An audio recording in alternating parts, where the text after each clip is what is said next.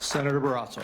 Thanks so much, Mr. Chairman. Mr. Kennedy, thank you for taking time to visit with me in my office prior to today's hearing to talk about a lot of the important issues affecting health care in my home state of Wyoming as well as the nation. And I appreciate your willingness to serve our country. During our meeting, we discussed the challenges that health care providers and patients are facing in rural America. Financial obstacles facing rural hospitals, workforce shortages, issues of OBGYN, and then new regulations that are painful that have come out of the Biden administration are hurting our ability to provide nursing home staffing. So let me start, if I could, with rural hospitals and the closures of hospitals like that. There are a lot of challenges facing hospitals in rural communities and frontier areas. We have 33 hospitals in Wyoming. 26 are really located in various locations, often hard to get to. Weather impacts them. 6 of the hospitals are at risk of closing. 2 are at immediate risk of closing in the next 2 years. 10 have had to cut available services. And this is a concern of rural hospitals in both Republican and Democrat states, either way, bipartisan.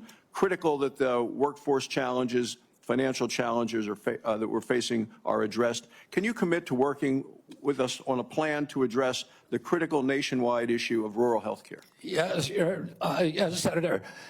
And I would say that during my visits, I visited almost 60 senators so far.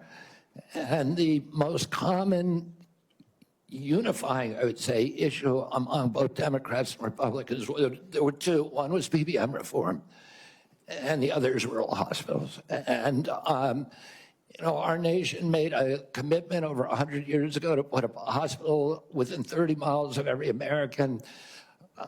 We generally succeeded in doing that. It's absolutely critical. It's life-saving. And rural hospitals are closing at an extraordinary rate right now. They not only provide important health care for the localities, but also they're economic drivers for localities all over this country. President Trump is determined to end the hemorrhage of rural hospitals, and he's asked me to do that through use of AI, through telemedicine, which these are innovations that I saw the other day.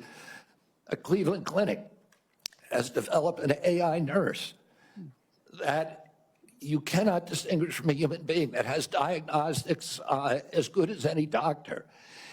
And we can provide concierge care to every American in this country, even those the remote parts of Wyoming, Montana, Alaska, et cetera.